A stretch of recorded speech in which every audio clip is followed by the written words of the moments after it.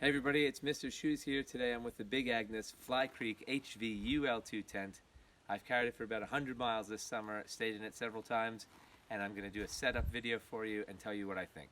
With pack dimensions of 4 by 19 inches, the 2-pound 5-ounce tent is as compact as they come. With a claimed trail weight of 1 pound 15 ounces, the UL in the name stands for the ultralight materials used in its construction. The floor tub is made of a waterproof silicone-treated ripstop nylon featuring polyurethane solvent-free tape seams, which means no seam sealing or pre-treatment required like the old days. The Y-shaped DAC aluminum Featherlight NFL poles feature DAC's angle SF hub, which delivers a high-volume steep walls which, as the HV in the tent's name implies, increases the usable interior space without increasing weight or pack size. The pole materials, while extremely light, feel robust. The shock cord holding the poles together and aiding in quick assembly is thinner than on other tents I've used, but it doesn't concern me with regards to durability. A 6-inch pole splint is included in the event a pole snaps under use, which upon discovery was the first instance that I was worried about the durability of the poles. Assembly is straightforward for this quasi-freestanding tent.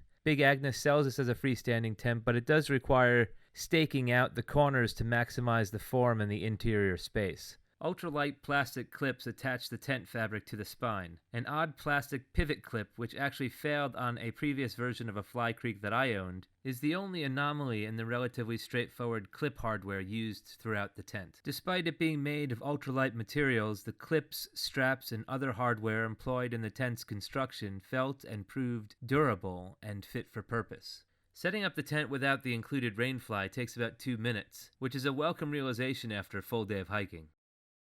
The tent is 86 inches long, 52 inches wide at the door, and 42 inches wide at the feet, which saves weight and pack space. It's 39 inches at the peak height, which gives you 28 square feet of interior space. It has a water-resistant ripstop nylon privacy panel, which helps with insulation and privacy as long as no one's standing above or at the opposite end of the tent. The polyester mesh high walls and roof aid with ventilation as well as keeping out the little pests that can make sleeping outdoors unpleasant. I have to note, on some of the uncomfortably hot days we've had this past summer, I was thankful for the open-top quality of this tent, especially during the black fly season. The tent comes with a full-cover, waterproof, silicone-treated, seam-taped nylon ripstop rainfly. The rainfly can be used on its own with the available fast fly setup or in conjunction with the footprint sold separately.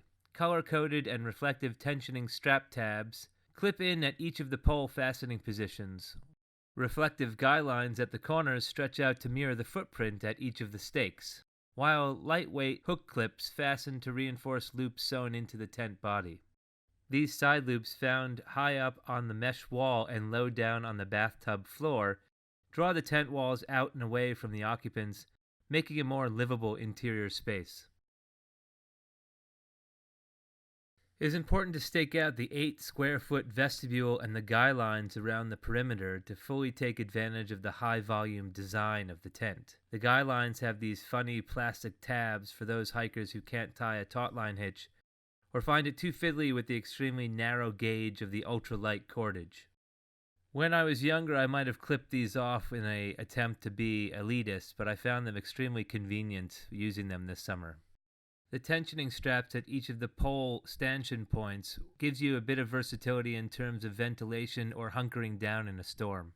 The attention to detail, like the top notch and the middle notch on the stakes, let you share stakes for both the fly and the tent, and ultimately help you save weight without having to carry extra material. It always seems to rain when I go backpacking, which made me appreciate the wide reach of the rainfly and the streamlined design which sent water away from the floor of the tent.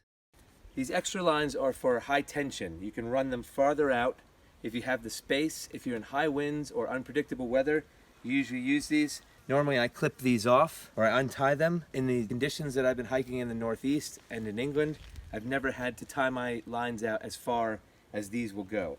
There's 4 of these, 1 on either side and 2 at the front of the vestibule here. The single door vestibule features Velcro secured storm flaps protecting the zipper. The tension of the ultralight ripstop nylon makes for some finickiness at the curves. Be patient here so as not to bind the material in the zipper and risk a tear. The door easily rolls open and is held in place with a loop and toggle. Big Agnes calls this a stay-dry entryway. The near-vertical door and the awning-style overhang of the rainfly allows for entry and egress from the tent to avoid any dripping or direct rain. Once erected, you can see the spacious interior with its steeper wall angles and higher than usual interior volume. The Fly Creek HVUL2 can just about accommodate 2 standard width inflatable mattresses, but will not fit more than one of the wide mattresses now available. Small mesh pockets can be found on the front corners and on the roof of the tent, as well as built-in loops for additional accessories sold separately, such as the Big Agnes gear lofts. Big Agnes says this is a 2-person tent. Logistically, technically, you can get 2 people lying side by side in here. The vestibule is very small and there's only 1 entrance.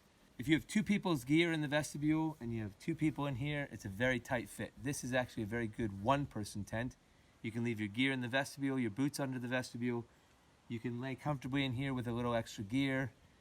To save weight and material, the tent is sloped towards the back. It was a bit disconcerting for me because I normally sleep with my head away from the entrance. So if you're sleeping with your head at that end, the roof of the tent comes very close to your nose, and if you sit up at night, you're hitting your head. I'll show you. This is where I lose headroom, right about there. So you have to get used to climbing into your tent, turning around, and having all of your business done here by the vestibule. That does help when you're trying to climb out of the tent, but it takes a bit getting used to. The Big Agnes Fly Creek HVUL2 tent is an excellent product. It is a solid 3-season tent, and at the price of around $350, it is competitively priced for an ultralight, durable backpacking or through hiking tent. The construction and materials are impressive and proven in the field. My minor criticisms are with the material of the stuff sack, which is the same as the rainfly in the tub floor. As I carried the tent on the outside of my pack, every time I caught a branch, I thought I had irreparably damaged my tent. My biggest gripe is that infected snot green color with which they decided to replace that bright and jolly canary yellow from the previous version. It's not a pleasant color scheme, and it makes me feel rather morose to climb into at the end of a dreary day. Otherwise, I wholly recommend this tent as a tent for any backpacking trip you are planning.